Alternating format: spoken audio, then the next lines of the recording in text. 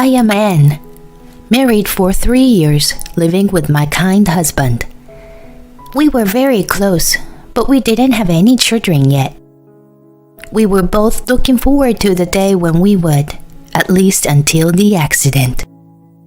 Please listen to this unbelievable story. My husband was kind to everyone, not just me. My parents also adored my husband. I have a sister who is a career woman. My husband got along with my sister, who was only interested in work. But suddenly, his work became very busy. He started coming home late and he started working on his day off. He seems to have been put in charge of a team. And he would not let go of his cell phone because he had always been in touch with these people. Looking back, people would have said, "Isn't that suspicious?" But I didn't suspect anything and just worried about my husband's health.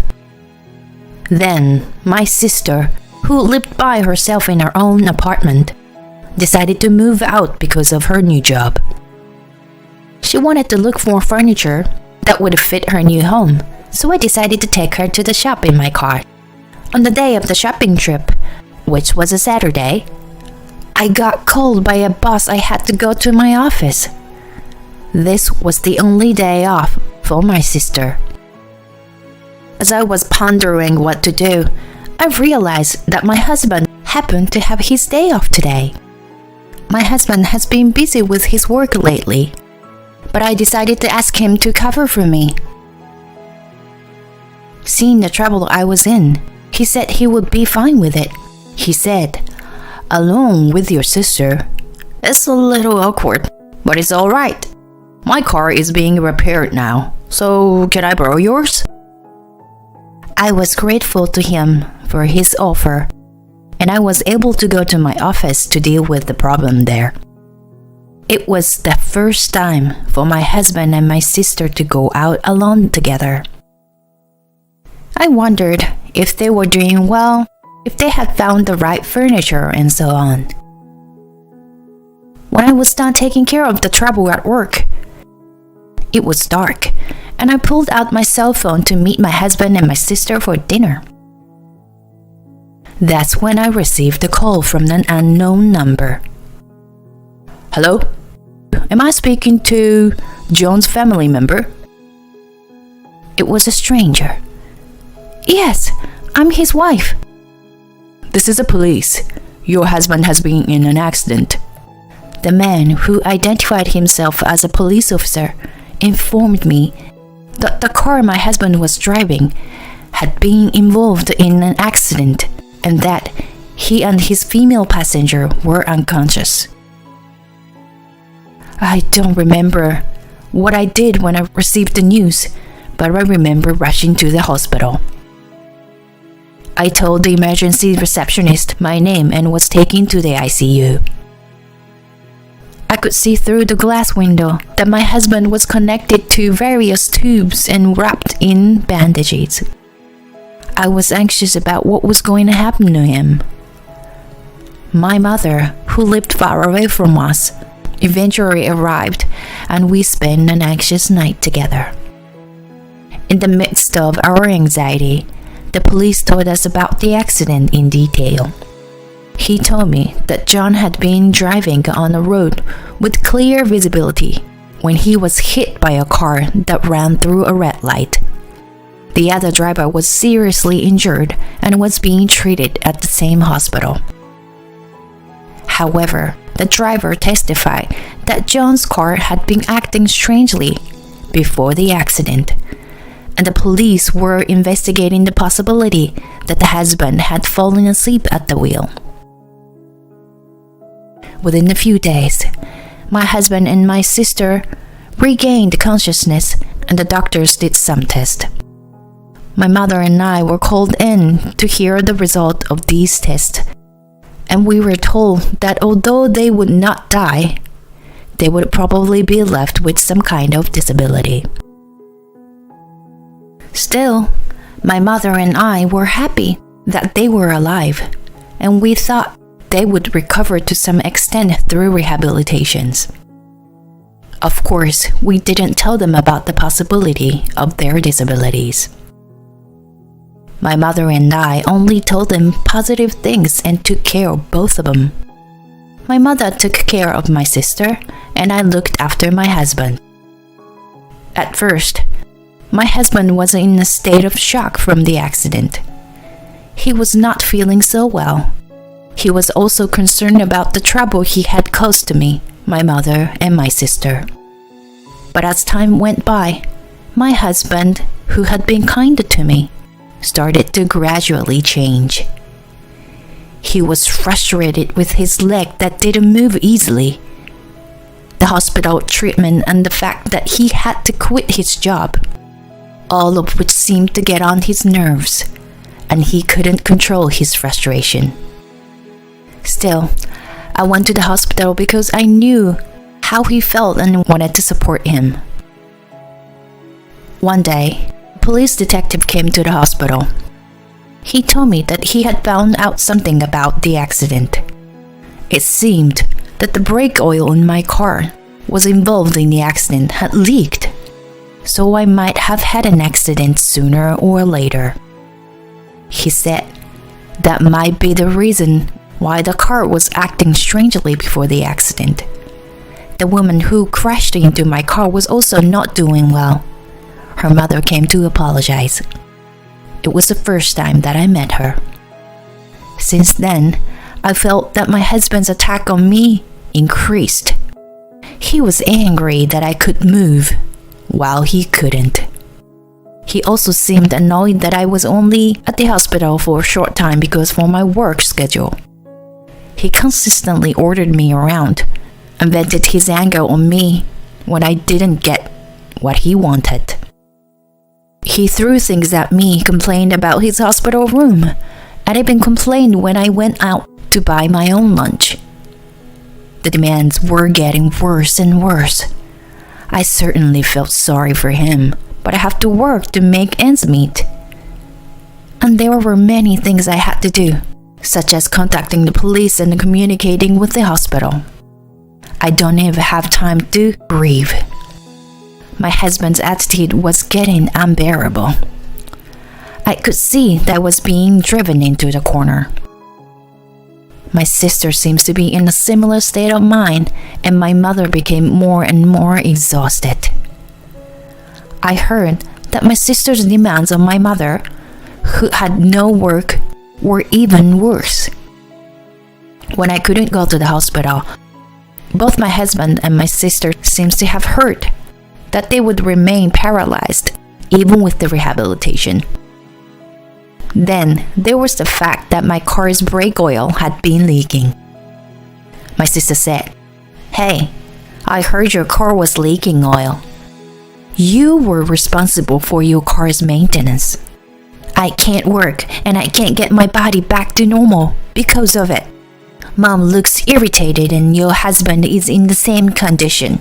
You are responsible for taking care of me and your husband for the rest of your life." My sister blamed me so hard that I was surprised and called my mother, who told me that my sister had been in this mental condition for a long time. My mother told me that she was too tired to go to the hospital. Still concerned about my husband, I went to the hospital. When I didn't see him in the hospital room, I found him with my sister in the common room. The visiting hours were almost over, and they were sitting alone together in the otherwise empty common room. "Hey, I heard that if you only taken the car in for inspection, all of this might not have happened." My husband was glaring at me. "Yeah, but..." "You are the reason why your sister and I are in this mess. The insurance will pay for it. And you're going to have to take care of us for the rest of your lives. Remember that."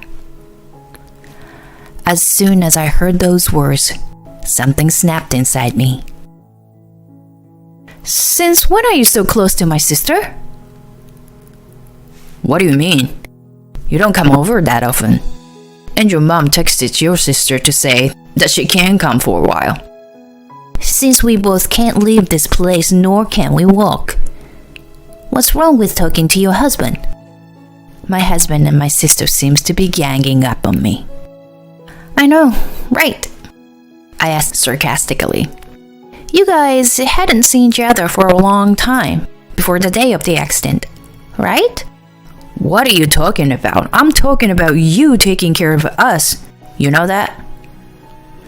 My husband was ignoring my question. My sister didn't even look at me, but she nodded when my husband said that she'd take care of them both for the rest of their lives. I didn't expect to get an answer, but I kept on asking anyway, hoping that they might understand how I was feeling. I wonder if the person whose car hit you is getting better now, I said. How should I know? She ran into us when the traffic light was red. It's just unbelievable. That's right. You can't imagine how scary it was. We really need to make sure we can get some compensation from her. And I was so close to getting a promotion too. If I didn't cut in, they would just keep on complaining. So I think it's time to expose the truth. There's something I need to let you know. What? First of all, I had my car inspected before the accident. Did you? Then the dealer should be sued. There's no way they didn't notice the brake oil was leaking. I know, right? So no, right after the accident, the police called me. They wanted to know what the cause of the accident was. So they asked if they could take a look at my drive recorder. But that old drive recorder doesn't record any sound. And it also doesn't start recording until after the accident, so you can't get anything out of it. I see. It's just like I thought. You didn't know that I had gotten a new drive recorder? My sister looked up in surprise. What? I also installed another camera for the inside of the car. Her face grew paler and paler. You know, the drive recorders nowadays can start recording with even a slight shake of the car. The police contacted me and they said they had seen the data. My husband looked confused and my sister looked so pale that she almost collapsed. You were up to something, correct? I confronted her. What? What do you mean? You did something to the car? My husband was panicking. Oh, do you address my sister like that? You talk to her as she were your girlfriend. Oh. My husband stopped talking, apparently in panic. I told you earlier that a slight vibration would start the recording. And so many intimate scenes between the two of you were recorded. I was so embarrassed when the police asked me if it's my sister who was in the car with my husband. The blood drained from my husband's face. You guys had been having an affair all this time. You had been completely fooled. Not knowing what to do, my husband started blaming my sister. That Mary isn't the only one at fault here. At the moment, the mother of the woman who had crashed into my car came to the hospital room. I had asked her to come over. Don't you have anything to say to her? My sister was taken back by the sudden appearance of the small-gowned woman. Whoa, who's this? She's the mother of the woman who crashed into you. She should be the one paying for all this. Surprised by the woman's tears, my husband stopped talking. She's the mother of the woman who crashed into you. She's also the mother of the woman who was your victim. Her name is Alice. I'm sure you know who she is. Hearing the woman's name, my husband turned completely pale. And now my sister panicked. What? What is this? Do you know the woman who was driving the car? That means she knew it was your car and she crashed into it? Who is she? Since my husband seemed at a loss for words, I decided to tell my sister what was going on. She was having an affair with John. He had told her that he would get a divorce soon, but he didn't. So, when Alice lied to him that she had gotten pregnant with his baby, John told her to get an abortion. After that, she couldn't get in touch with John, and she wanted to hurt me because she wanted to take revenge. Wait, so that means... Right, you were in the wrong place at the wrong time. I can't believe I let something like this ruin my life. My sister groaned. The reality is that there is nothing you can do about it, no matter how much you cry or how much you scream. Also, it's not as though this happened to a completely innocent person. I put all my feelings into my words. Now, you understand what happened. You two were having an affair behind my back, and Mary was trying to get me injured or dead by tweaking the brake oil of my car. But then she got in the car herself and got herself mixed up in an accident. I am the victim here. I was going to make an effort not to divorce you if you apologized to me and confessed everything to me during your hospitalization. But you never gave me an indication that you were sorry. On the contrary, you treated me terribly. Do you remember how we wrote our divorce papers right after we got married?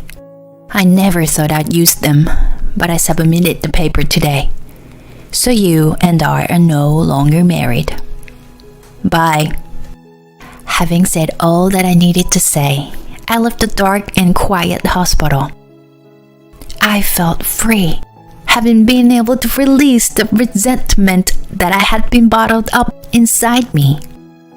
But my mother seems to be greatly shocked when she found out the truth. Not only was she shocked by my sister's infidelity, but she was also weighed down by the fact that she would have to take care of her physically disabled daughter all by herself. I've cut off my relations with John and Mary, but I couldn't leave my mother to take care of everything by herself. So I talked with the person responsible for the accident, made the necessary apologies, and asked her to compensate my sister, who was involved in the accident by mistake, so that my mother would not be troubled. 2 years have passed since then. My husband and I are divorced, and I am living on my own. Back then, John and I were considered to be a close couple, so the divorce came as a surprise to my coworker. After that, more and more men approached me to ask for advice. I thought it was that I was going through that phase when divorced women suddenly seem appealing to men. But the image of my ex-husband remained in the back of my mind, and I could not quite bring myself to date anymore. Then I studied hard for a certification exam in order to build up my career. I even joined an online business school that I could join after work. When I was married, I hadn't imagined that I would want to do something like that. I never envied my sister who had been a career woman, and I didn't think I would ever aspire to be one. But there was me naturally aiming for that. Life is strange, I thought. Since then, my ex-husband has returned his parents' house, but he seems to be treated as a burden to his family. His relatives blamed him for his bad behavior and the way he treated me, and I hear that he is not doing very well mentally, and that he has been acting violently, causing lots of trouble to those around him. My sister also returned to her parents' house, but she too became mentally ill and continued to behave like an egoist. My mother, exhausted, used my sister's savings and the accident compensation to put my sister in a caring home. She asked me about it beforehand, but I had no reason to oppose it, so I told her she could do whatever she wanted. If I had not noticed anything at that time, I would have been like a slave for both of them for the rest of my life. I shudder to think of that. I passed the certification exam I had hoped for and was transferred to a department where I could use my skill to good use. And I became close with the teacher who was running the online business school. And we are soon to be married. Not with someone who is just kinder to everyone, but with someone who is very kind to me. When I get home late from work, he would come back early to prepare dinner for us. I will cherish this small happiness. Such were the thoughts I wished upon the stars, and I hurried back home to where my partner waited for me.